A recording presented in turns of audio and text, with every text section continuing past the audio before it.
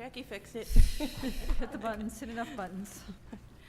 I'd like to make a motion to call the meeting to order. So moved.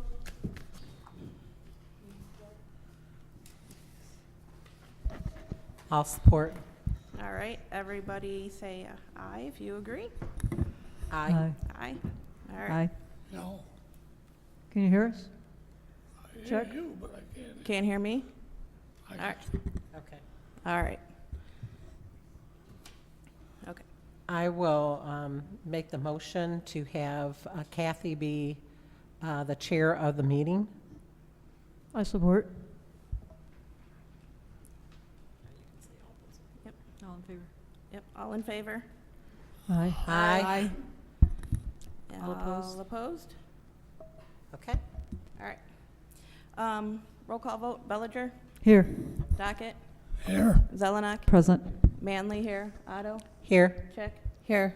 All right. And Marlene Shockley is absent with notice. And I'd like to adopt the balance of the agenda. I'll make a motion to adopt the balance of the agenda. Support. Anybody? I'll support. Everybody agree? Aye. Aye. Aye. Anybody opposed? Okay. All right. Let's go back to the invocation. Yep. Sorry. I'd like to do the invocation and pledge. Okay, we'll do the invocation first. We seek blessings on this task before us. Bless us for our efforts with clear insight, our deliberation with wisdom, our work with clarity and accuracy, and our decisions with impartiality. Amen.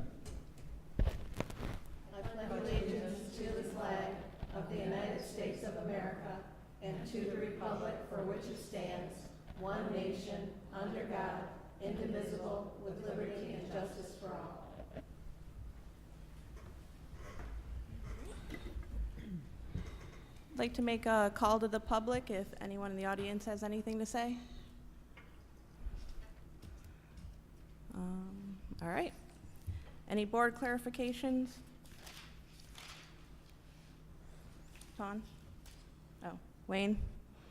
I'd like to say that I was very wrong about what Mulbach paid for the garden last week or 2 weeks ago, or no, last week.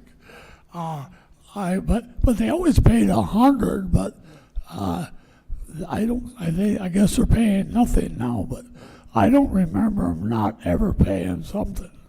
But anyway, I was wrong on that. Thank you very much. If I may clarify, Mr. Dockett, we've been looking in the Treasurer's Department, and it appears that they have paid us $150 for 2016 as well as 2015. I am still working to see if there's any contract. There was nothing in the board agendas over the last 2 years that I could see. There is a cabinet in the office called the contract cabinet. I will check that tomorrow to see if there's ever been a contract with them of recent. But it is $150 that they have been paying. I know they've probably paid 2 or 3 at some times too, but I was wrong on the 1,000. Wishful thinking, I guess. Thank you. Right. Ton? Nope. Any correspondence and announcements from anyone? Nope. Okay. I guess we'd like to call our first candidate, Lianne Clair. And we're going to run kind of like the previous interview. If you want to do a little introduction, about 45 minutes of questions from the board and our labor attorney, and we'll take it from there. Thank you. Thank you for inviting me back. It's quite an opportunity. I'm happy to be here. I thought I would clarify a couple of items. I know it might be difficult because of the consulting and the employment to get through my resume. So, and also some of the people that I had worked with in the past have since passed. They are deceased, so they're not available to contact. And to help you through that, I gave you a few copies of my business cards, and also in lieu of a business card at the library network, because we had no money, so I never bought business cards.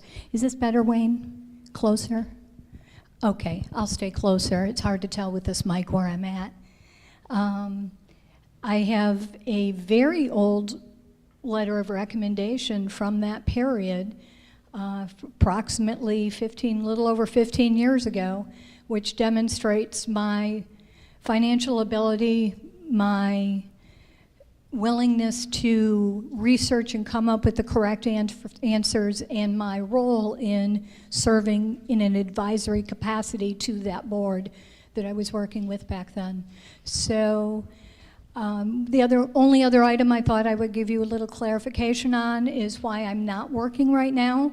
I'm sure that all of you can understand from a government standpoint that when a new administration takes office, that administration often replaces current staff with staff of its own, which is exactly what happened in my case. The new supervisor came in, he had somebody that he wanted to serve as his executive assistant, he hired that person on.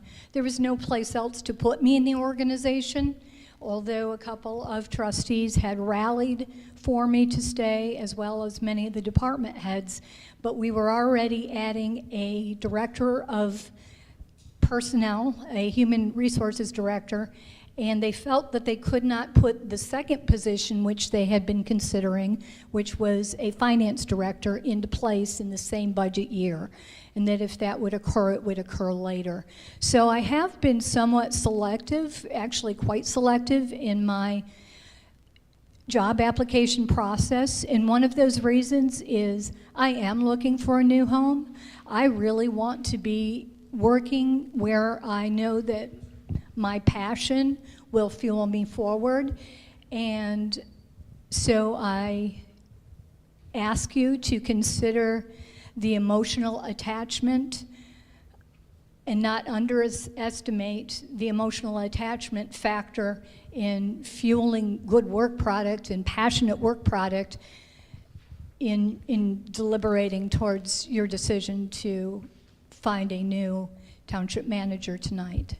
So with that, thank you. I'm anxious for your questions and anything else that you have for me. If you have any questions about the writing product that I gave you previously, I think your labor attorney is the only one that sitting at the table now that did not get that. And it demonstrates, particularly in the township highlights section, my ability to research, know the township, put it in writing, give it to the residents, the readers, tie it into the budget, explain a lot of budgetary constraints that we were enduring in terms which were easily understandable. It did serve as a template for our annual address of the township, and it also served very well as a piece to give to the media to help them understand some of the issues the township was facing. So thank you. Okay, I'll go ahead and get started. What do you see as your role as township manager as it relates to working with the supervisor on initiatives that are important to the residents? And in connection with working with township officials and employees, how do you involve staff members in developing a strategic position or recommendation to the board? I would be integral to working with the township supervisor. I don't believe a township should move forward in policy areas or direction without board involvement, particularly in the case of a supervisor who tends to carry a little more of the administrative areas of the whole township, unlike other portions. Although the clerk's office has a pretty hefty role, the treasurer's office has a hefty role. In my previous township experience, the supervisor, the clerk, and the treasurer and I actually sat down weekly, and then the supervisor called in department heads every Monday morning, and every Monday morning we would go through all the department heads, meet with them individually, learn the things that needed to be addressed within the township, and work with each other to provide resolution to those issues. I have a very strong attachment to staff, is particularly good staff. I was very pleased to see in your last meeting that Treasurer Zelenak had complimented staff several times, because I think members of the public don't always see that those staff members are the driving factor behind good performance, behind good service. And I was very blessed to have worked with some of the best in my township. My township clerk was just named Michigan Township Clerk of 2017. And our assessor has served as president of the state assessing organization. She's a level 3 assessor. And we have similar awards throughout the building to our various directors. Parks and Rec has been recognized in the past for its outstanding work in the areas of providing good park services while preserving natural facets of the community and introducing those to the residents. Based on what you've learned about the Township Manager position, the Board of Trustees, and the Township, please explain to the Board how you feel you'd make a contribution here. Well, if there were any sorts of animosities, I'm really good at bridging those between people. I have found that through the years, it's a role I've often taken on. It's a role that's often necessary. I have had some very tumultuous board experience, to the point where the entire board, actually 4 of the members out of 7 weren't reelected, so you can imagine the things that were occurring in our community at that point. I can't say that we're as colorful as some of our other Wayne County communities, Westland, but we work together, and I, in an advisory capacity, it's my job to make sure that my supervisor is aware of everything she needs to be aware of. It's also my job to make sure that my supervisor's direction and the entire Board of Trustees' direction is communicated back to the staff, because they can't operate in the dark, board can't operate in the dark. It is a community effort. I have served as a liaison on a number of committees that link townships, such as the Conference of Western Wayne. Being part of Western Wayne County, we're often overshadowed in Van Buren Township by the city of Detroit being in Wayne County. So the Conference of Western Wayne was set up to address some of the common issues on the western part of the county. And in networking with the particular township supervisors and city mayors of those 18 communities that are part of the Conference of Western Wayne, I was able to learn a lot and bring a lot back to my own township. I also had been a liaison to the Alliance of Downriver Watersheds Council, and also had attended many of the meetings between the Detroit Utility Wastewater Authority, or DUWA, and the Great Lakes Water Authority, or GLWA. As many of you may know from the news, one authority has taken over the Detroit water system for the communities that have that water. I also attended many meetings of the Joint Management Committee between those 2 organizations. So I'm a liaison. I serve in an advisory capacity. It's my job to be knowledgeable. It's my job to impart that knowledge, and where necessary, I back it up with any documentation that they may need to fall upon. Please explain in your own words, an executive level summary of Northfield Township, how you see the township changing in the next 2 years, and where you see yourself as part of that change. Well, the township is going to experience any number of pressures, particularly from its southern borders, for growth and expansion. from Ann Arbor, obviously, Ann Arbor Township. Salem Township, not so much. Perhaps South Lyon. I don't recognize good portions of that anymore, having gone to South Lyon schools and graduated from there. We've got the interesting situation of the Pontiac Trail crawl, which makes it difficult for people to get down Territorial and up any of the mile roads into Northfield Township. And with US 23 is somewhat of a block. People also have to get around the lake. Any of those impediments are things which you devise structures to work around municipal solutions. And I would hope that I would have a long-term existence in Northfield Township. As I mentioned previously, I've been selective about my job search, and I feel very strongly about finding a home in some place where I am passionate about what happens to it.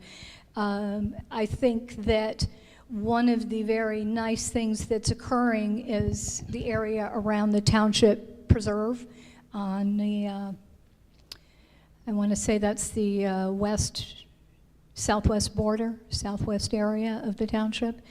And I would hope that we could retain good portions of what is transpiring here, particularly up the 7 Mile corridor with the horse farms and the number of stables that are there.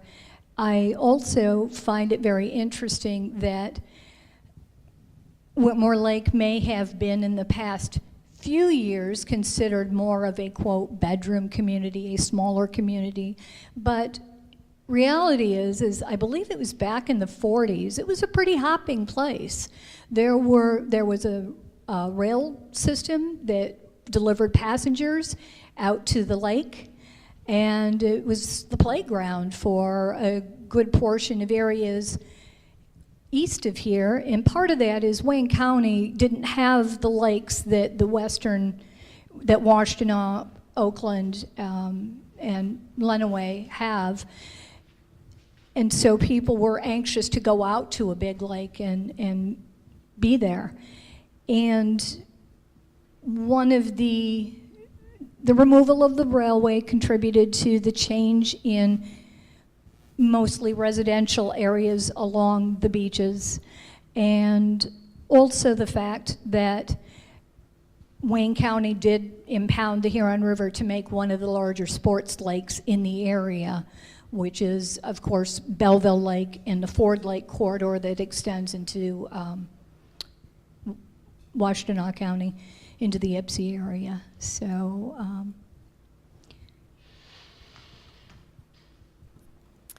describe the toughest feedback someone has given you. How did you learn from it, and how do you deal with rejection or criticism? Probably the toughest feedback that I had received was that my level of knowledge had not intimidated, but apparently came off as superior. And I didn't mean it that way. It wasn't ever intended to be superior. People all have abilities and values, and each person is integral to creating a final product, a final resolution, based on all of those unique experiences. It is the mass that benefits from the individual experiences. So I ended up having a conversation with the person who had chosen to gossip about it through the departments, and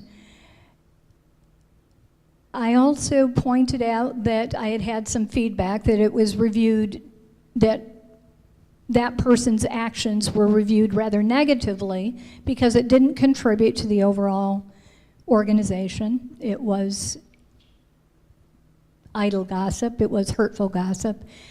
And we sat down and had lunch. And once I was able to assure that person that, no, I didn't mean to talk down, I just happened to approach things in a more clinical fashion.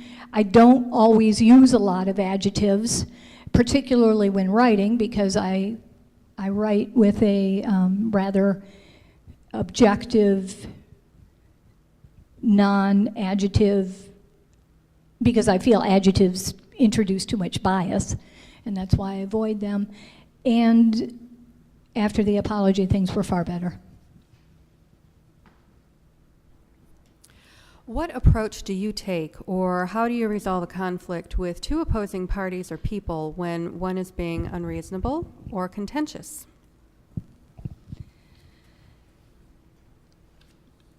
That's always a good one, because when you do choose to intervene, you have to be prepared for the consequences of intervening. You stand to lose any confidence of the person who is being contentious, but you also have to be sensitive to the person who may have been not the aggressor, but in a more passive capacity, because that person may feel that you're trying to intervene because you don't feel they have the skills to stand up for themselves. And that's not necessarily the situation. It's just sometimes a new set of eyes, and I usually introduce it as that if I'm having to say something like that is, hey folks, and this actually happened when I was chairing a meeting, so it was a public safety meeting many years ago in the township, because I served on our township's public safety committee for several years as the chair before I was elected to the board. And I was able to gavel the person down just to get their attention, but I was also able to point out, look, I'm a different set of eyes. Why don't you explain your side of things? Why don't you explain your side of things? I want you to breathe and see if you can come to some sort of common ground. Cooperation is something that's necessary here, and I hope that we can reach some sort of agreement before we leave here tonight. One of the reasons is because when you come from a community where they have 5 newspapers at that point, everything becomes a news item in a small town. And you definitely want to not have one person romping off to the media and giving their story without having thought about their situation, the consequences that may occur from that, and the necessity that as much that can be resolved at the meeting can be resolved before we break up and leave. And if they have any other issues, to please consider those issues, maybe jot them down on paper, maybe sift through your most important issues, because chances are, after you've slept on it, about half of what you jotted down may just simply go away.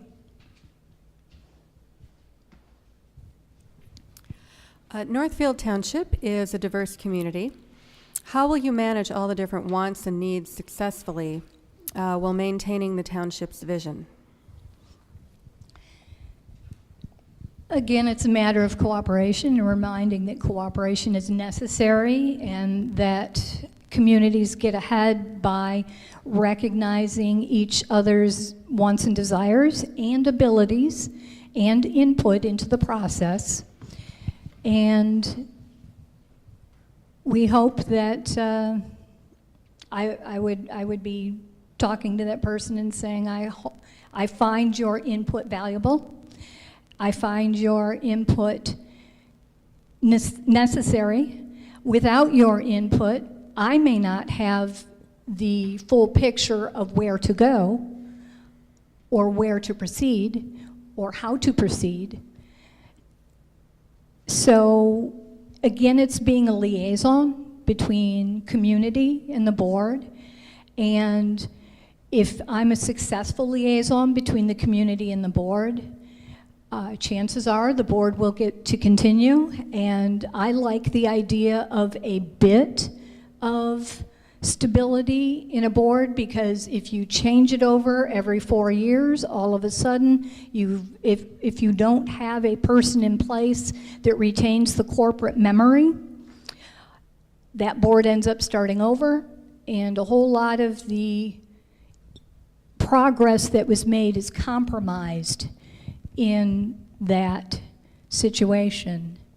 So being an effective advisory person, being an effective communicator, being effective in writing as well as verbally. In writing, I would hope that I would be able to augment any outstanding situations in the township, particularly achievements and accomplishments, highlight those in a media format. I don't know if you have a newsletter. We had one actually I do know you have a newsletter. It comes out, I believe, quarterly. We had one that was monthly, and that turned out to be terribly expensive. And then an administration later decided to do away with newsletters altogether. And although we were taping our board meetings and also broadcasting them live, it still serves the community, for those who aren't able to get to the TV, an important reference to connect to the board, because good governance is a matter of being transparent, of being available to the public, and also in connecting to the public. What is the most difficult contract or project you've had to negotiate that was successful in benefiting the community you worked in? And explain a couple of your greatest accomplishments. One of the contracts that I worked with was a roads partnering initiative with Wayne County. I had worked with that in the capacity of the supervisor's office, and I had also worked with that in the capacity of the Planning and Economic Development Department with our professional advisors who were co-chairing that department at the time until we hired somebody in. And it required a bit of negotiating with Wayne County, which is never easy to do because, first of all, you can't find these people on the phone a very good portion of the time. A lot of it was handled by email. They did visit the township and sit with us. We hosted them in for discussion over this issue, as well as our water pond issues and our particular community. Apparently in Wayne County they do it differently than neighboring communities. So in the road partnering initiative, though, the fascinating thing is we were awarded $750,000 in a project, and in one of those projects, in this partnering initiative, mind you, and this is for the benefit of anybody who's at home, is townships don't own roads, counties do. Cities own roads, townships don't. Villages don't have road responsibilities either. But face it, county funds are limited as well, and sometimes the only way to get those issues handled is through a cooperative effort where we had to put up some money to do it. So we were in a fortunate situation of an 80% to 20% match, our 20% match to the county's 80% match on the road funding projects. And the township actually did not have to put up the 20% funding, because in one of our projects, our homeowners association had brought forth a project which they felt very strongly they needed the roads paved through their community. So that homeowners association, which is a nonprofit, they're a C4 under the Internal Revenue Code, they put forth the money for the 20%. In another one, the community actually got together, the neighborhood got together and filed the correct petitions for a 20% match, And so we did a special assessment district for that community, and that's the community that sits right next to the lake, and it's on its way into Belleville, and those roads had crumbled to the point where buses couldn't get through anymore. So the third road partnering initiative that I was working on actually didn't conclude because it's still in progress, and that is to pave in front of one of our elementary schools, which actually happens to be one of our polling places too for our precinct 1. So the dirt road was falling apart, and the schools had committed to the 20% match, but unfortunately the board had committed those funds out of the sinking fund, which later they found they could not commit sinking fund monies toward such a project because it was disingenuous to the voters for why the voters voted in the sinking fund in the first place. So that one is still being negotiated, but apparently they've found some issues in there. They found money in their coffers elsewhere, which they are going to do the matching portion, I understand. I know that they were trying to get it done this summer before September. So there was another contract that I was working on, but didn't come to conclusion at that point, which was a cell tower contract. And the cell tower company simply wanted to move a cell tower from private property up to our township's park, our main park on the lake, which has a pretty high elevation and a very desirable location for cell towers. And unfortunately, we couldn't agree on the broad terms of the contract because they wanted to give us far less money than we discovered they were giving to other communities. And we were saying, look, we want what you're giving them. So that was still in progress when I left. We were very close to ironing out the broad terms, but not quite. I really would like to have seen that go into place because it was in a portion of our park which was going to benefit us. We had long had issues with no cell phone signal in the park, so we had installed these call boxes in case of emergency because we didn't want residents to be out in a park and have nowhere to call back for an emergency. But unfortunately, all those call boxes got vandalized. They turned out to be expensive. We ended up removing them. And so we were not able to manage that. But the one piece of the broad terms that I was rather proud of that we did iron out with the cell phone company, which was the land that the park sits on, as well as the lake I mentioned when I was here previously, had been deeded to the township by DTE. And when DTE left, they left a humongous mess in our park area, in an area that wouldn't necessarily be accessed by park goers because it's up near the administrative offices and near a ravine. But there were tires larger than Volkswagens.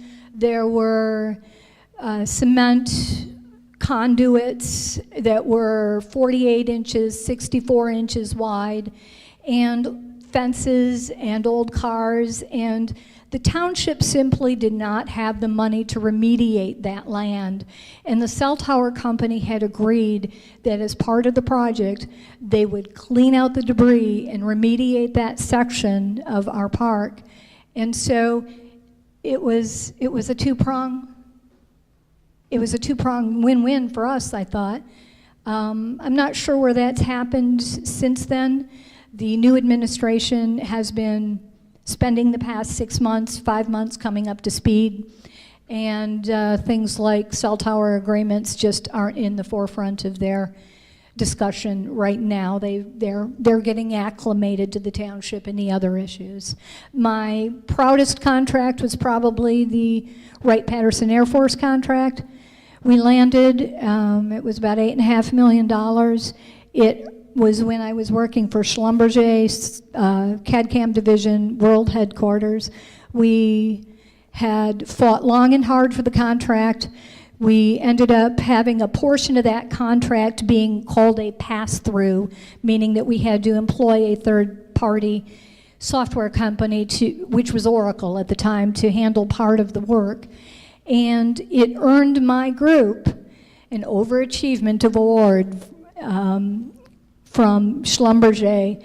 We had a contest, and we were supposed to, each region had a $4 million goal to reach in service contracts, and that one alone doubled it, plus we landed at least 6 other contracts. So it was a very busy portion of my life. I kind of don't remember sleeping. I think I just worked, but it was rewarding and worth it. What is your experience in developing a capital improvement plan for a community, and what was the process? Oh, I'm glad you brought that up. Reason being is I did watch your last meeting, and I understand that this building was installed, and it's still having work done, obviously. Van Buren Township is a few years ahead of you in that they actually had the building built, but they didn't necessarily have a fully comprehensive capital improvements program. So whereas they had looked at certain items which were obvious, they may not have looked at other items such as carpeting and painting and window shades, window blinds. And we actually had a fuel tank out back that our police cars filled from and our fire trucks filled from, and had gone down because it needed to be refurbished.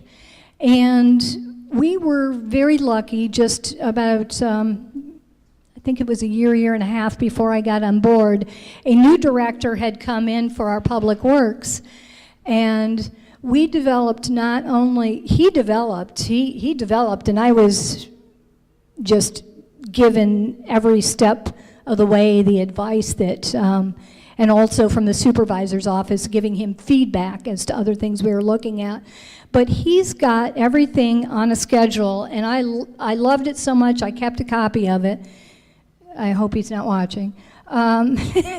But it actually addresses obsolescence of not just equipment which you would consider having an obsolescence, like our IT department has an obsolescence schedule for the computers and replace those periodically, but the lifespan of carpeting and when it should be cleaned and needs to be cleaned. And unfortunately, there was an administration prior to this one, after mine, before this one, that did nothing, prided itself in cutting every penny they could, but did so at the expense of the building.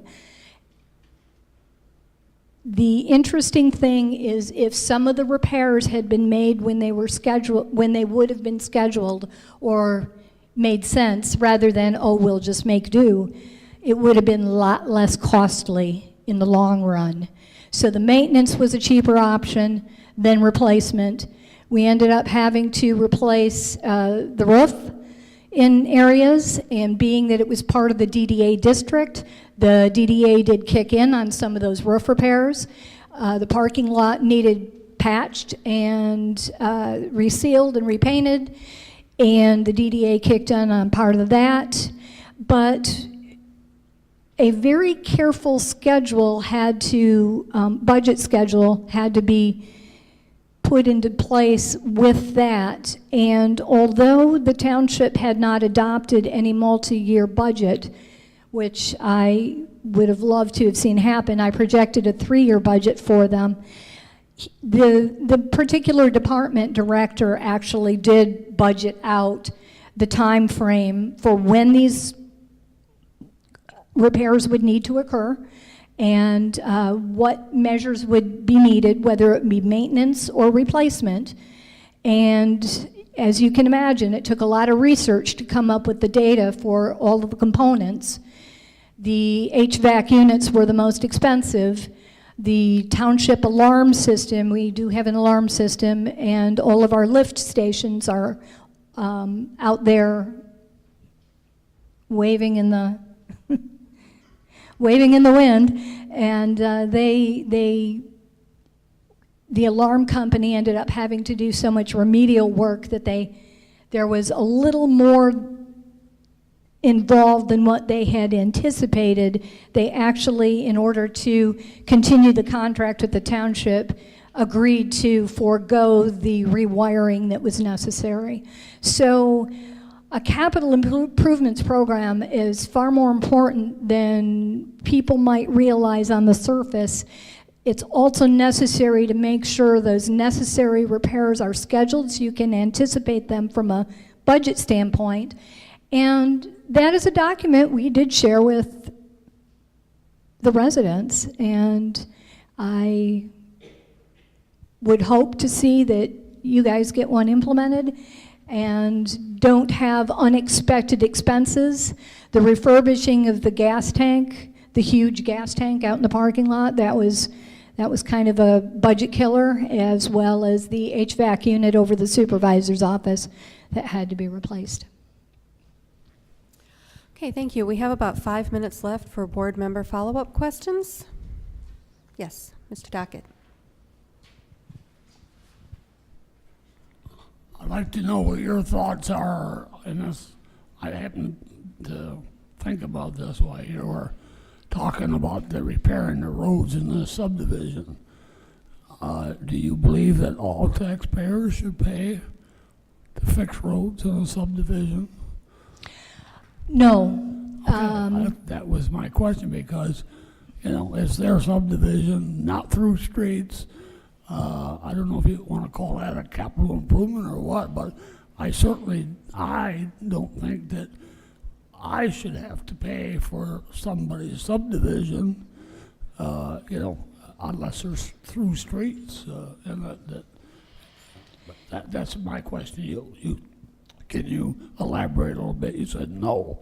You know. I believe special assessment districts exist for a reason, because there are residents who will benefit directly from those special assessment districts, such as lighting. And why does the rest of the township have to pay for somebody else to have a light in their front yard if they want it? Those special assessment districts aren't something which are imposed upon the residents, though. The residents have to petition for that special assessment and agree via petition, sign off on it. If there's a situation that doesn't fall under the township purview, such as roads, maybe you want to investigate some other way of working with the county to resolve the matter. Private roads are an entirely different issue, and private roads are maintained by the people who are private. But special assessment districts are, I believe, there for a reason. One of the contentions in my township was, okay, I understand paying my water and sewer bill, but why am I being charged with sewer when I have a septic field? And that was something that occurred in the inception of our water and sewer fund. Because our township had a number of projects, and because of where we are located, it became very desirable to make sure that residents had water from a good source. People probably know that the Detroit water system is one of the cleanest in the nation. It always ranks right up there. And expensive. Yeah. Thank you. Ms. Chick, and then Ms. Bellinger. What is, excuse me, what is the greatest influence or factor that makes you come to a decision when offering a recommendation on any issue? Top factor would be a change in law. Next factor would be a need as identified by residents, staff, business residents. Policy is obviously not made by the township manager, but is advised by the township manager. I think it's important to know the policy, understand changes in law. I do follow the Michigan legislature website and get my about once a week, twice a week updates on pending legislation. Also, I rely upon, for instance, our township prosecutor to keep us up to date on any changes in police and fire law. There's always changing law there. Luckily, we have a human resource department, and our human resource director advises on those policy changes. When I was a human resource department in another, not in the township, but in a previous job, I did advise on FMLA, COBRA. There's always changes occurring there that need to occur. So one, a law change, two, need. Ms. Bellinger. I enjoy hearing some of the stories of your practical experience from other, from past work and whatnot. Did you want to, I had initially a question that was going to be, provide, please, if you could, a specific example of when you made a decision or a proposition that intentionally reduced the tax burden on the citizens, which otherwise perhaps may not have been suggested by the board, but I also do enjoy hearing if you have any more stories, the practical, real experience. Thank you. Other than the one I mentioned last time, in my current township position, there was really not a lot of issues to change the tax burden on residents, simply because as a charter township that was voted in by a vote of the board rather than by the people, were relegated to one mill operating, very similar to a general law township, which you guys are. So we didn't really have the flexibility to change a lot. We did have to change our public safety millage. I think that I was very vocal in, we had a millage which expired for our water and sewer fund, 6 mills. That was basically a seed type of mill to build the infrastructure and allow the fund to be self-sustaining thereafter. So I definitely was, because that was a well-funded enterprise fund, I had absolutely advised anybody who would listen to me that renewing that water and sewer millage was not necessary, and it was disingenuous because we were still building fund balance off of investments and fees. Anyone else?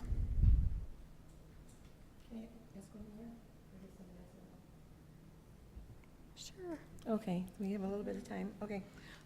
What is your experience working with engineers on a development or a township project, zoning, building, or planning? Do you have planning training? Were you the key person in working with these people? I was not the key person except for a short period of time. I have had planning and zoning training, partly because I did serve after Public Safety Committee, where I chaired for a number of years, and then I took a position on the Township Board as trustee for a period of time.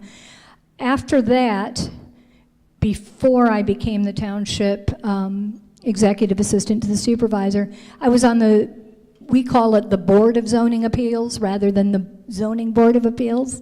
So I was on the BZA, and I served and trained.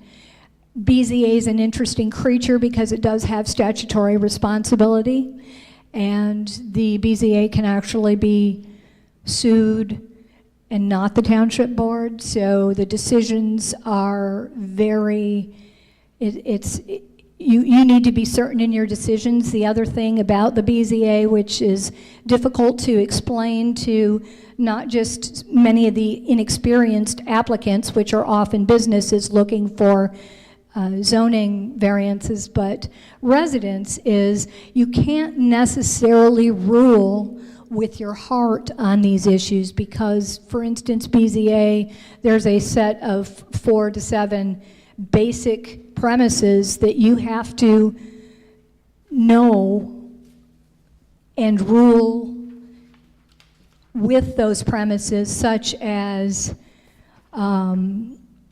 does it impact your neighbors? Is it beneficial to the township? And so knowing those rules is important. I look forward to actually expanding my knowledge in some of those areas. I worked with the engineers, obviously, Wade Trim, as well as some of our planners, McKenna, on those issues. One of the other issues that I was very involved in was we had to consider a medical marijuana ordinance. And so some of the training that I received in the Michigan Township Association was specific to that ordinance. And one of the things that's interesting about it is the litigation that occurred subsequent to that law being adopted by the state. One of the things that's difficult to comprehend is that you can put in an ordinance, but you have to realize that there are certain state pieces of legislation which are preemptive, meaning that if somebody has satisfied all of the requirements that the state act requires, then you as a township aren't necessarily able to block what happens, provided that they are within your zoning ordinance. So I think Livonia was the first community to actually be sued because they said, no, we're absolutely not having any of these facilities in the community. And they were sued and had to go back and revamp ordinances. So we took the approach that we would create an ordinance based on commercial growers and make sure that there was a district put in for them. It's very, in some ways, these another preemptive one is the Farm Act. The Farm Act is another preemptive state piece of legislation which townships have very little ability to change. So back to the Medical Marijuana Act, MTA actually did file an amicus brief to support Armada Township, who is the next unfortunate casualty in the litigation circus that was occurring as a result of this. And I look forward to working with, I worked with Bryce Kelly for a number of years. I didn't mean to just mention his name, but I did. He's Township Manager over at Scioto Township. He was my planning director over at Van Buren Township while I was on the board, and worked very closely with him as a board member. And it's a good education, put it that way. Just having the experience and the exposure, the BZA, and the training from MTA is entirely useful. But I look forward to all the learning experiences I can accumulate to make sure that I provide you with accurate information. Okay, thank you very much. Thank you. I have enjoyed this, and I'll let you get on to your next candidate. Thank you.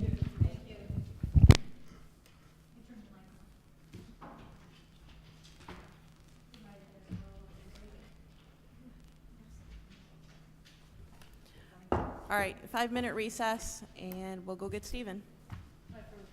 Approve?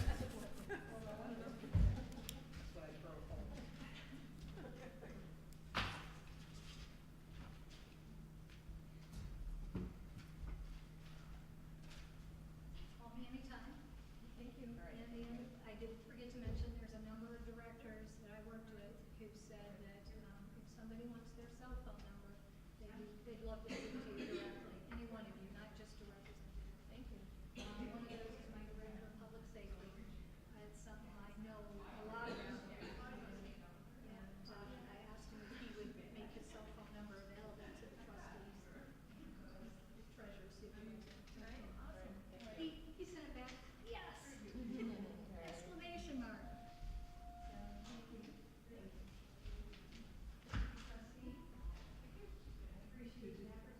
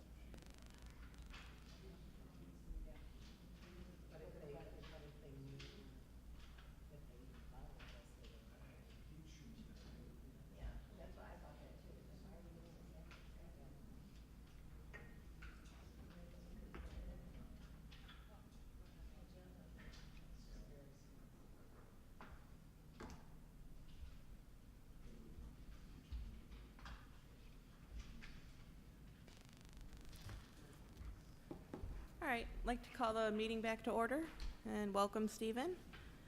And gonna follow the same process pretty much as a first interview. Our labor attorney is gonna ask some questions. We'll do some follow-up questions. And if you'd wanna start with a little introduction. Good evening. Gotta turn that on.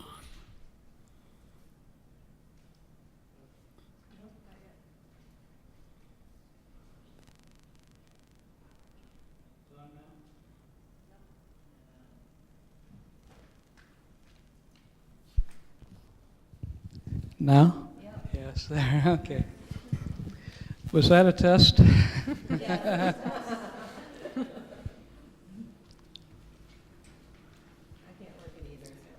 Okay.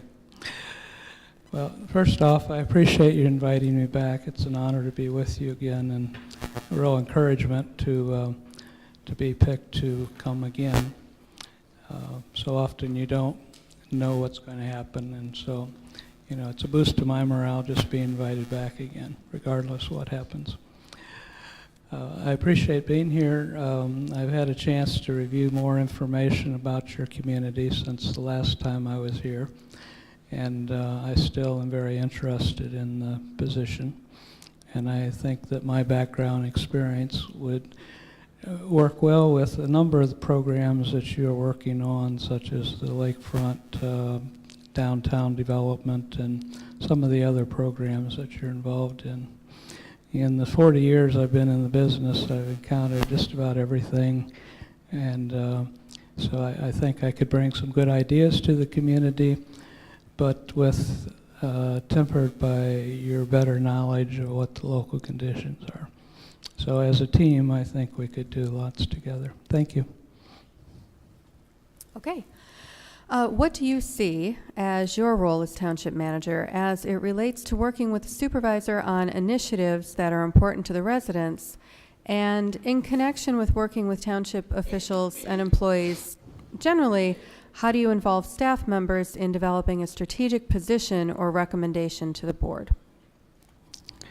Okay, as I mentioned last time, as I would come in, I would like to meet individually with each member of the Township Board to get an idea for what projects, what information you would wish to share with me.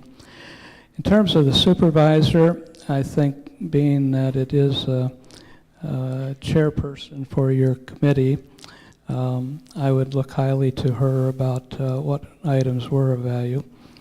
The role, I think, basically is if the board identifies certain issues, then I would investigate those and determine, in my view, what could be done to accomplish those goals. But I would also consult with the staff. And for instance, I noticed you have a safety director. In my time in E-course, I also had a safety director who worked with both police and fire as their head. And so I well understand that person's role, and I would be consulting with that person, the chief, on whatever might pertain to his area. And the same would apply to the treasurer or the clerk or any of the department heads.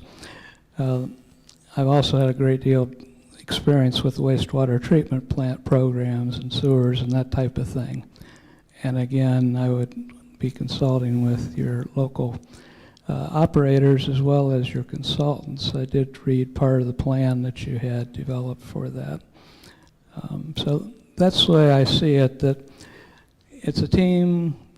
The community would be expressing to the supervisor, the board, to me, what issues they feel are priorities, and then as we work together, the board would indicate how they'd wish to proceed. Okay. Based on what you've learned about the township manager position, the board of trustees, and the township, please explain to the board how you feel you'd make a contribution. Okay. Well, first off, in each position I've held, I've had anywhere between 7 and 9 members of the elected body. So I'm very used to working with elected officials. In my present situation with Sanitation Authority, I have 5 mayors on the board, and I also have 5 other representatives of the communities. And so, as you can imagine, trying to keep all those people happy and informed is a big task at times.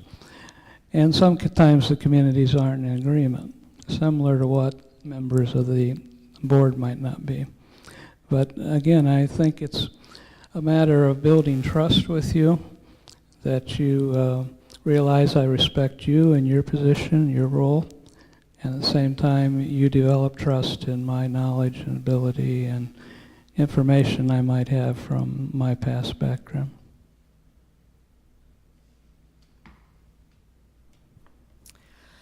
Please explain in your own words, at an executive level, a summary of Northfield Township, how you see the township changing in the next 2 years, and where you see yourself as part of that change. Well, the material I've been given indicates that you have, I think, a normal conflict, if you will, between those that want to see development in the township and those that want to see the preservation of the rural areas. And I was pleased that you've taken steps to involve the public in both of those areas, to both by committees that you've appointed and also by the surveys to get their input. In the next 2 years, if the economy continues, there'll be more and more pressure, I think, on your township to allow development in the community as people are building right and left in Canton and other places. I'm surprised when I go through Canton that from one week to another there's a new development that's sprung up. By the same token, I very much appreciate the rural areas. I have family that have had farms, dairy farms, cattle, and various other things. And a roommate of mine in college had a sheep farm, and I visited him a number of times, so I think I have some appreciation of that. Plus, the first jobs that I had with cities as a college student was park maintenance. And so I had the opportunity to see how you could manage some of the resources that you had, and I think I could apply that here as well. Thank you. Describe the toughest feedback someone has given to you. How did you learn from it, and how do you deal with rejection or criticism? Well, the most difficult feedback I had was when I was working in Garden City as city manager, and I was hired on a 4-3 vote. And in spite of turnover on the council, I kept that for a 3-year time period. But when you're in that position, the minority is always complaining that you're doing what the majority tells you to do. And so no matter what you do, you're on the firing line. And I frequently got bawled out by the ones that didn't agree with the majority. So I think that's a difficult situation to be in, but I believe we were able to balance it over the 3 years, accomplished a great number of tasks, and part of that was getting the council to understand that they could vote for something for different reasons. That, for instance, 3 of my council members wanted me to fire the recreation director, and the other 4 thought she had done a great job and wanted to reward her. And so collectively, we came up with an early retirement program where all 7 voted for it, but they voted for different reasons. And I think that's part of what you try to do, is build consensus on the board.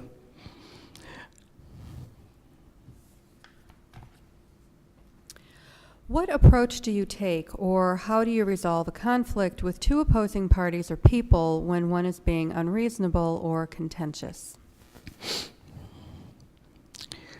Well, often it's both sides are being unreasonable and contentious.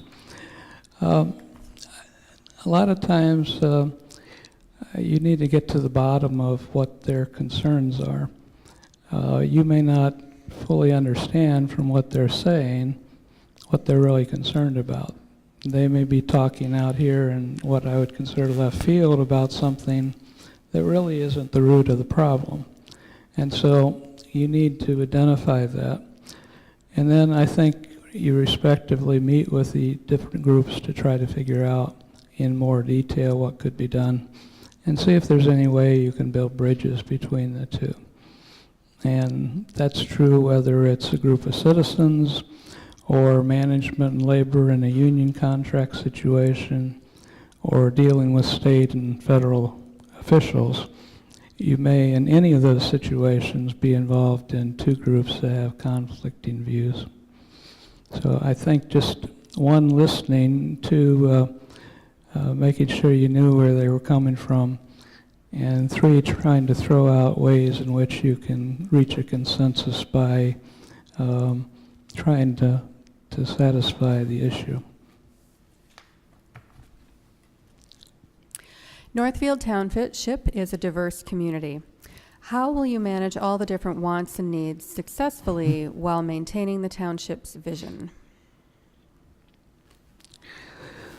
Well, one of my first city managers I worked for, one of my mentors, made it very clear to me from day one that if you don't have money, you can't do anything in government. So the first thing I would need to do is to learn what your financial situation is.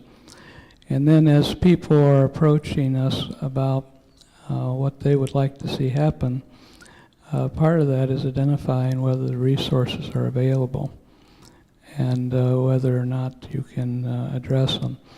Sometimes you're restricted by state or federal law or under the township charter or by the legal counsel's advice that you just can't do what they want to do. But you know, I think basically that's where you're trying to identify again what exactly they're wanting and if there's a way to resolve it.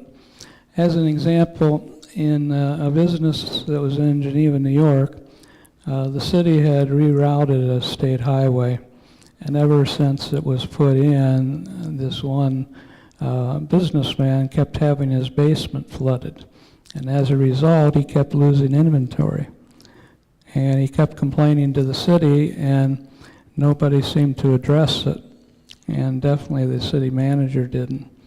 And so I went to see what the problem was, got the crew down there, and it turned out to be a very easy solution, and he was extremely happy with the city at that point, and we weren't out hardly any money at all to satisfy him. So I think sometimes you can manage things with the resources you have without a lot of expense. At other times, you may have to say, look, if we don't raise money through some other way, grants, taxes, whatever, we just can't address the issue you're talking about. What is the most difficult contract or project you've had to negotiate that was successful in benefiting the community you worked in? And explain a couple of your greatest accomplishments. Okay, it's a two-part question. The first one is the most difficult situation.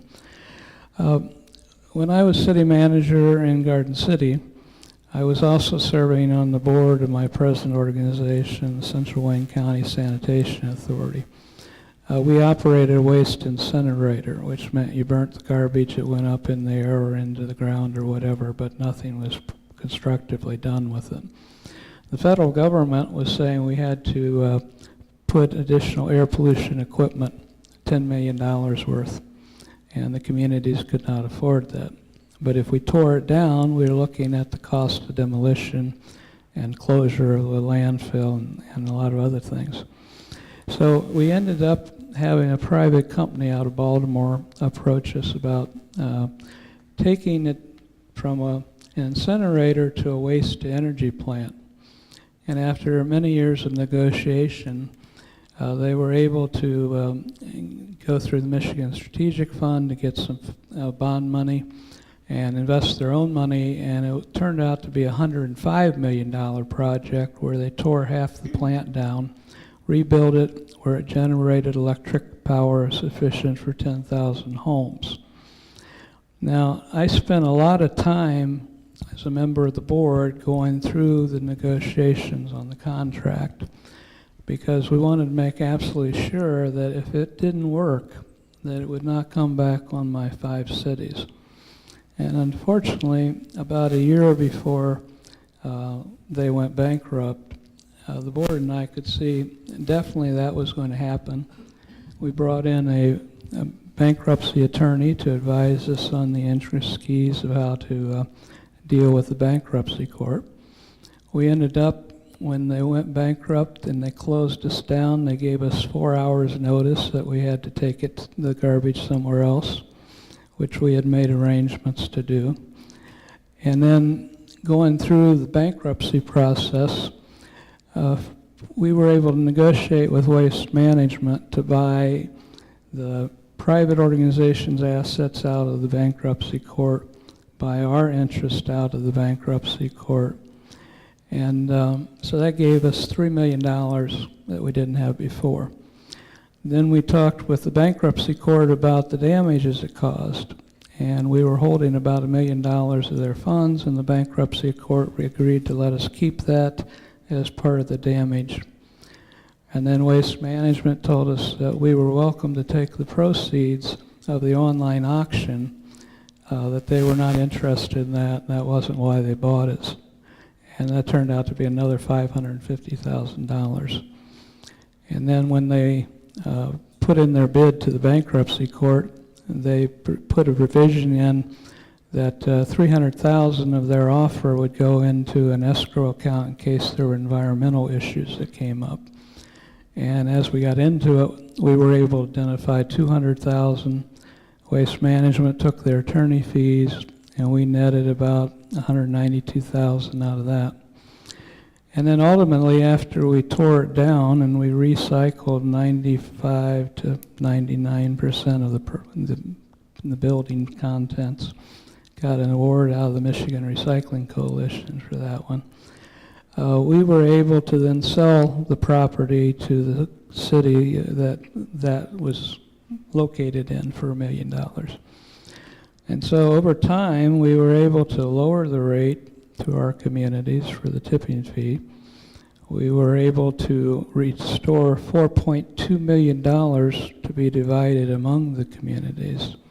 And so I credit all that to the fact that when we negotiated the original agreement, we had the proper provisions in there, we had the proper legal advice, financial advice. Plant Moran was our auditors, and they did some studies for us. And And so the result was we were better off than either one of the original alternatives, because if they had continued, we were locked into a 30-year agreement. And if we hadn't gone with them, we would have been out $10 million in air pollution equipment, or we would have had to tear it down at a substantial cost. So that's the most complicated deal that I've been involved in. And I'm sorry being rather long-winded on that one. What was the other half of your question? A couple of your greatest accomplishments. Well, the one I'm most proud of is in Geneva, Ohio. When I arrived there, we were in an 1895 armory building, and the police station was smaller than your lobby, and the one jail cell was one small room with no toilet facilities, where they jammed 20 drunks in on a weekend and had to cross through a public area to get back and forth between the police station and the jail. Some reason, some people thought it was hard to figure out why the state had closed down the jail before I got there. We went out to the public with a rather broad plan for dealing with sewer, water, parks, the municipal building and so forth, with a tax that was for an unlimited time, and with the building being paid off in 30 years. And we were overwhelmingly defeated in that process. So we went back and we cut out a lot of that, and we put it as just the jail, municipal building, and some fire station additions. And we got actively involved, the volunteer firemen, the police on their time off. And I think the opponents all stayed home thinking we would never win the issue. And it passed by 26 votes. And we were able to build the building successfully under budget, and it was paid off in full in 6 years. So the tax went back to the original amount, and we had the use of the facility. And whenever I pass through the community, I still see it in use, and I think it's had a long-term contribution. That was built about 1987. So you can see they've gotten a lot of use out of it since we did that. So that was one of the best accomplishments, I think. The second one was, before I got to Geneva, New York, they had relocated a state highway. They had a developer commit to putting a hotel and condominiums along the lake, Seneca Lake, one of the Finger Lakes. And they had gotten federal money, a UDAG grant, to help pay for that, but you had to have the investment by the private party first before they released any funds. Well, the developer failed to proceed with doing the work he had promised. The city was having to absorb the debt service on the project on their own, and it was cutting into all kinds of operations that we had, resulting in layoffs and other negative things. We were able to work with the federal government to get the grant redefined so that development that was new within a couple miles of the lakefront would count towards releasing the funds. And we were able to get a new grocery store and a new pharmacy and some other things, and got $2.2 million of UDAG grant monies released to the city, which was a great deal of help to us. But I think that was going into a very bad situation, where we were able to get some of it turned around and put the city back on a sound financial footing. What is your experience in developing a capital improvement plan for a community, and what was the process? Well, every city I've been in, we've done a capital improvement plan. Often we do it as part of the budget process. I start off with having the department heads identify to me what capital improvement needs they feel they have, and in what priority they would put those. And if there's any source of money that they are aware of to pay for it, or if there's been any studies done by outside consultants as to what would be involved. And then I go through and pare that down to try to make it more in line with what I think we can afford. And then I present it to the board as part of the annual budget process. And then the board tells me if they want to cut further in the capital improvement plan, if they want to reallocate it in some other way. But bottom line is they have to come up with the same number that we are able to balance the budget. And it's been successful in each of the communities I've been in to make people think clearly as to what the needs are for the future. And not just the next year or two, but we go out 10 years, sometimes 20 years in the future. Okay, it looks like we have some time for follow-up questions, if anyone has anything.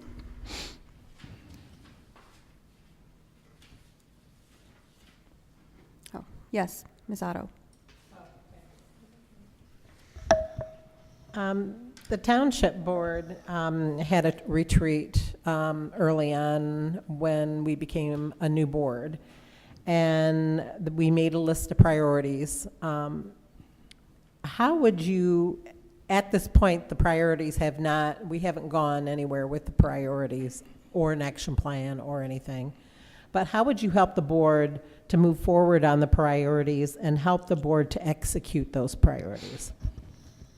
Okay, I had read you had gone through that process. First, I have to become aware of what those priorities are and look into what the ramifications of those might be and discuss with staff or consultants what they have input on those. And then I would come back to the board with a plan for trying to accomplish those. And I don't know how you prioritized them, if you did a 1, 2, 3 type thing, or if you just said these are all the things you might want to do. But there'd have to be a prioritization, I think, of which ones you want me to focus on first. And then at that point, we would proceed jointly, the staff, yourselves, and I working on it. Sometimes, like with your downtown, you have some plans, concepts, etc. for your property that I saw, and it'd be a matter of working with the consultants as well. Yes, Ms. Chick. Do you have a pair of roller skates? No, I don't. Okay, so you might want to get some if this goes forward. Along with the goals that the board had set at the beginning of our term, the last manager, and I'm sure you've been familiar with this, stepping into different positions after a manager has left, that there's a lot of things left undone. Yes. Our last manager left about 12 pages of things that he was either starting on or we should be looking into. And are you prepared to handle that kind of a load? Yes, I am. As I indicated the last meeting interview, I expect that you would expect and the public would expect that I'd come in right away trying to learn as much as I can, as fast as I can, and implement as much as I can of what you are saying is both your priorities and the undone things that he's had to do. So I anticipate, it being a 50, 60-hour job for a period of time just to try to get caught up. And that may not be sufficient, and that's why you have to have some prioritization of those items. But yeah, it seems like every manager I've followed, the board or the council has had issues with things that were undone. And sometimes that was a result of longevity. If managers only in a position 2 or 3 years, it's hard to accomplish a number of those things. In fact, a lot of what you claim credit for is what the prior manager did start that you finish, and you can say during my term in office that we were able to accomplish these things. But I'm not looking for a stepping stone to another position. I'm looking for a long-term involvement with the community. Thank you. You're welcome. Yes, Ms. Belger. I'll ask this question of you as well. I'd like a specific example of when you made a decision or a proposition that intentionally reduced the tax burden on the citizens, which otherwise may not have been suggested by the board. Thanks. Okay. When I arrived in Garden City, the Plant Moran had just completed their audit 6 weeks after I got there. At that point, in our unrestricted reserves, we only had $25,000. When I left, we had $1.2 million in reserve. And it was a joint project. I don't take all credit for it. It was a project where the council and the staff and consultants all worked together. But a number of the ideas were ones that I brought forth to the board. And I think with implementing those, that was helpful. In addition, we were in the middle of a federally mandated sewer separation project. And during the 3 years I was there, we did 15 miles of local streets, sewer lines, water lines, etc. Put in all new concrete streets. That was 15 miles out of 100 that we were responsible for. And they were implementing, as I left, the next 5 miles that I had been involved in the planning. So I think I had a lot to input in how those were implemented. And you know, when you've been in a lot of construction projects and so on, there's a lot of things you can see as to ways to save money. What I'd like to know is more specifically, is there a specific example of when you made of what proposition or a decision of a specific nature that that it was intentionally designed to reduce the tax burden on the residents? Okay. Specifically. To get into a very specific one, in Geneva, New York, when we were doing tree removal, we had to bring in a private contractor with a tub grinder. If you're familiar with those, it's a great big tub about 6-8 feet diameter that would grind up stumps and all kinds of things. And that was a very expensive process. I recommended to the council that we work together with another community, a township, that we jointly buy the unit, that we share the maintenance costs on it, that my people, being the larger entity, would be the ones trained to operate it, and that it would save both the township and the city a considerable amount of money on those projects. The board approved it, the township board approved it, we implemented it, and it did result in significant savings. So sharing equipment is one way to deal with some of the issues. Thank you. Anyone else?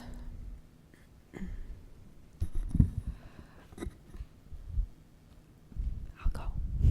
Even though, how will you balance the desire of some members of the community to have preservation as well as members of the community to have development? How will you manage that? Well, first I looked briefly at your zoning map.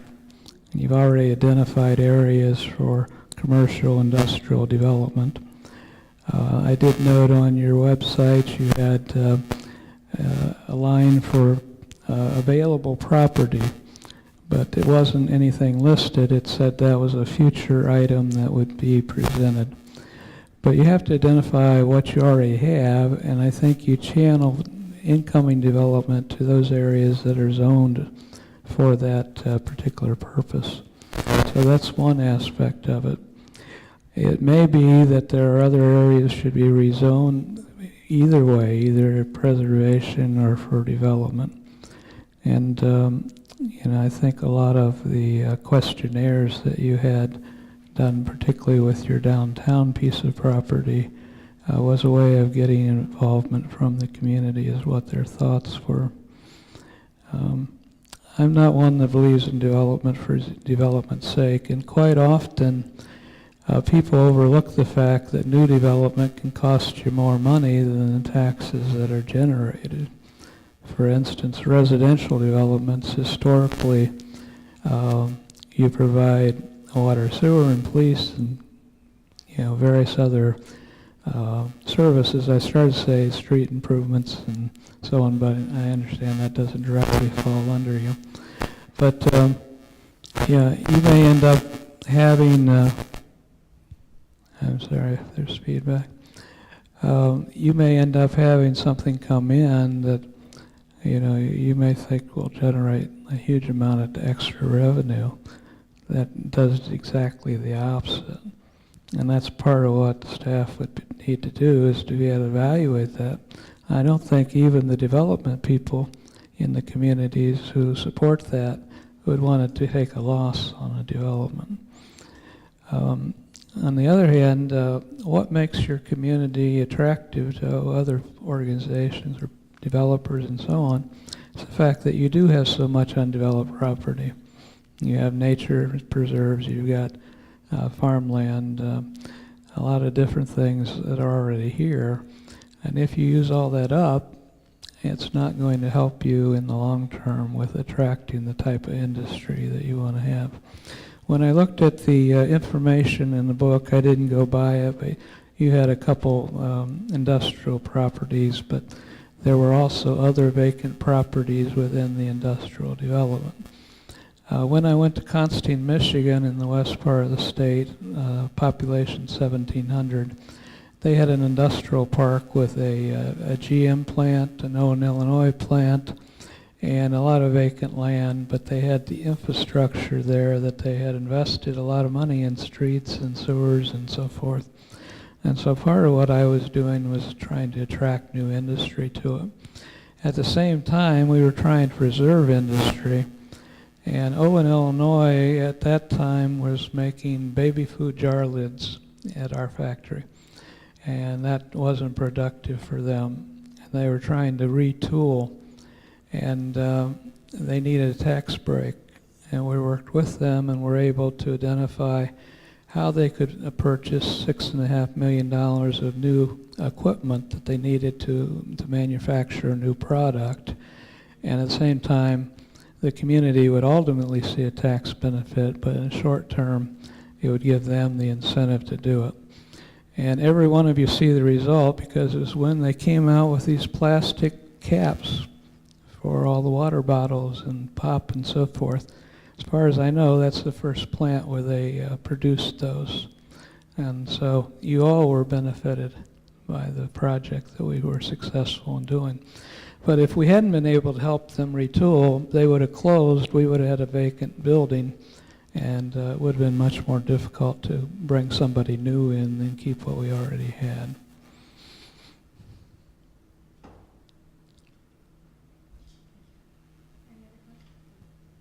Any other questions? Sure. If you were hired, how would you become part of the community as making your mark of belonging? Well, what I originally do when I come in is I try to get to know the board and the employees as much as I can.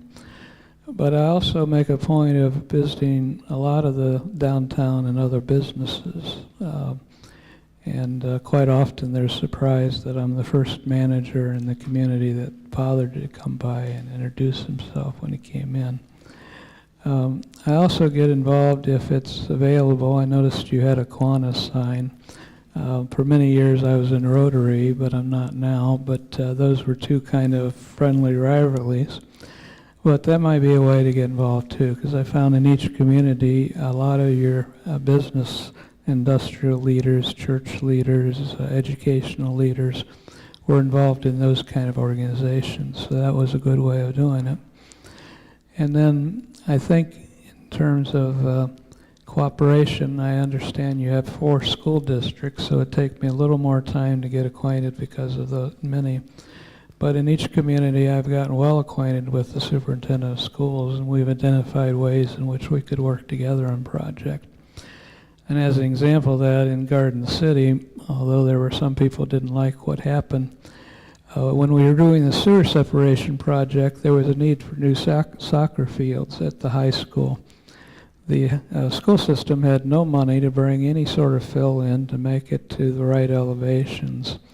And we were able to convince the school and the contractor to bring the excess fill that they had and build up the soccer fields. The reason they didn't quite like it was there were a lot of stones still, but they ended up taking the soccer teams, going across and manually picking out a lot of those as they came to surface. But now, 20 years later, they're still actively being used by the school and by the soccer program. So I think there's a lot of things that people don't think about, you know, that there's a relationship between one project and another. But sometimes you can blend things that way. And I've always been involved in local churches in one way or another.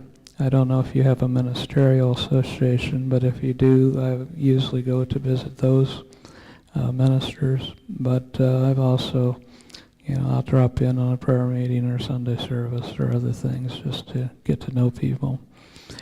And then since you are a tourist destination, it would be important, I think, during the season for me to meet some of the people who are coming to visit and to see why they're coming here and what they're looking for, and are they having their desires met, or are there other things that the community could do to entice them to come back or to share it with their friends.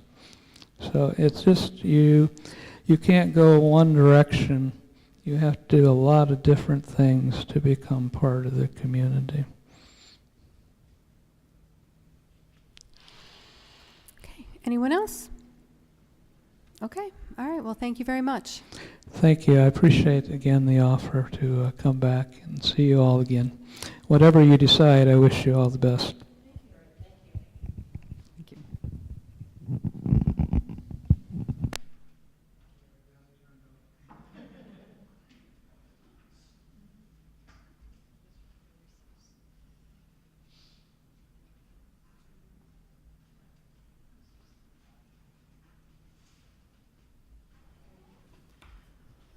All right, I guess we'll take a little 5-minute recess.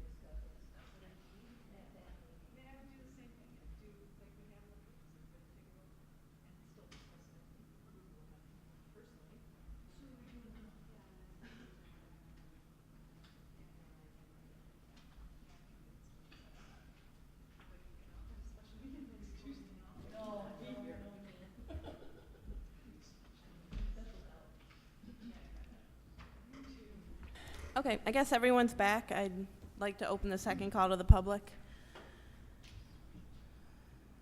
Anyone? Okay, any board member comments? Yeah, board member comments, did you say? Yes, Board member comments, yes. I would like to say with McKenna running and having a say on who and what kind of businesses and development can come into Northfield Township, I do not see any new building or builders coming to town. I think that the township needs a new planner. More and more people are unhappy with McKenna, and I am too. And we are still running the air conditioning in here, in this building, still wasting electricity month after month and year after year. Hopefully we can get the remedy to this wasting of all this utilities. Thank you. anyone else? Yes, next steps for the process for township manager. Are we Um, voting tonight? Or I did Thought we briefly were- in the recess ask our attorney, even labor attorney, and the recommendation is that we do it at a meeting where it's posted. And so that would be our next meeting, which is the 13th. It was not on the agenda to It vote. was not an agenda item. So, Oh, okay. I thought And- we were choosing a candidate or choosing a decision, yeah, a so direction. it probably should have been, but it isn't, so, you know, I think it's at our next meeting, and if everybody wants to have a weeks. special meeting, but, I mean, it needs to be posted so the community has an opportunity to come out and voice their opinion. That's my opinion. So, right now, it looks like it'll be at our next meeting, which is the But 13th. But at the previous meeting, we had said that we were going to vote, did we not? I don't recall that I personally. don't recall what Right. we decided on the last previous meeting. Right, I don't recall I it. think we had told the candidates that we would be deciding because, instead of pushing it out an additional amount of time. That's what I recall. Right. Would any of the board members think we should have a closed meeting that night first, or no? I don't feel we need to go in No? a closed session. No? Maybe do like we have now, everybody send in their votes, tally them up, have Right. a discussion. And then and make a motion Then when- make a motion Yep. that night. Well, I'm not impressed by what we have, and I believe we should start over again without the attorney. That's my opinion. So I wanted to say that in closed session, but if we're not going to have a closed session, I'll say it in open session. Neither one of these people have the education that, well, the guy has public administration, but the other one doesn't even have any of the things that we ask for on the resume. So I don't see why we'd spend time figuring out who we're going to hire. That's my opinion. Thank you. Well, on the information for manager, under the draft, says bachelor's degree in public administration or related field with significant experience, master's degree level preferred. Extensive experience without a bachelor's degree would be considered. This is from the draft Mm-hmm. for the candidate. So there was a provision if someone didn't have the numbers and letters after their name, but they had experience. So I would make the recommendation that we let both candidates know that it will be addressed at the next board meeting. Tell Jennifer to probably send a letter to each of the candidates. Okay. letting them know. I mean, that's really what we need to do, so they know that we're not lingering on, but that we're not going to have a special board meeting just for it, but it will be addressed at the next board meeting of who the board chooses. Are we certain, though, that we can't vote tonight because of, is it based on the opinion of the labor attorney? It would be really difficult to add it to the agenda at this point. Because we already approved the agenda. Yeah. Okay. I It think we should have need- been on it. When she asked for the adoption of the agenda, we should have added it, but we didn't think about it. I think we need to give the public some time to, and get their input also, personally. Well, I mean, yeah, I think, yeah. Even if the public may not want to come out and voice it, it should be an agenda item so that they know that and we they are can voting. choose or not choose to come. Right now, they would not have known that a decision was being made on this. Yeah, all it says is interviews. Right, and I just don't think that's appropriate. Mhm. One more thing on the next meeting. We did not vote to hire a new hire. It wasn't on the agenda. And I know it's posted and all that, but we never voted on it. And it might be important to add it on the next agenda. Oh, you mean a replacement for the but the front desk? But it was only her resignation was on there, so I don't know if it makes that big of a difference, but I don't see any harm in bringing it up and voting on it. No. So, yeah, right now, candidates are being selected, and the goal is to have some interviews this week and maybe later next week. But if there is a choice, that will be brought to the board before there. Can we that vote person- on it now? Before the person's hired. So that was the plan, is that we would do the, Right. no, we would do the interviews and then make a recommendation to the board at our next board meeting. You're referring So- to the office Yeah. staff Yeah. position? That was correct? kind of the plan, is go through the interviews and then make a recommendation to the next meeting. So vote to hire someone, and then vote who to hire. Yeah, I guess. Right. Yep. Is that what you're saying? Yep. Ian? So I asked the question, can we vote on it now that we didn't vote on No. it? Again, What's the answer? No, Okay. Why? because we've already approved the agenda. Oh. And we can do it in a two-step process next Right, time. I right. think Okay. we all know where we kind of stand on that. For the next agenda, can we also, was there going to be discussion regarding the change of the, there's a change that happened a couple of years ago with regards to how payment is made to employees and so forth. Was that something we need to discuss then, or? I would add it to the agenda. Send it I to was Jennifer to told put on the agenda. Brad said that you could add it back to the agenda.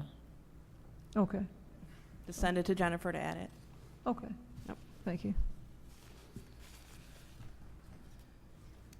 Anyone else? Yeah, I do actually. So just for the non-motorized path funding, and there could be more updates than what I had for the community contributing. The last I heard, it was around 3,300, but I think there was more donations since I received the note at about noon today. So that's kind of where we are with that. Yes. Andy was here earlier before we started the meeting.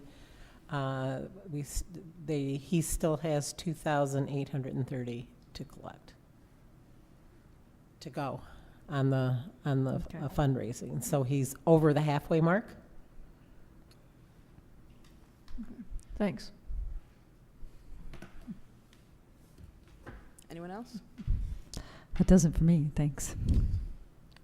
Is this board member comment still? Mhm. I think there's that's coming up soon, is June 10th has a Kiwanis, kind of a special event. Was that June 10th also? It The Kiwanis is. 70th anniversary, and Very correct. and we have cleanup day too, I guess. That's both correct. on the So same Yeah. once you drop your stuff off, come and celebrate with us and have some hot dogs and Cake. cake at the Kiwanis store downtown. That is very true, 70 years. Thank you, Ms. Bellinger, for bringing that up. Anyone else? Okay, I'll make a motion to adjourn. Support. Everybody support? Yes. Aye. All right, motion to adjourn 9:30.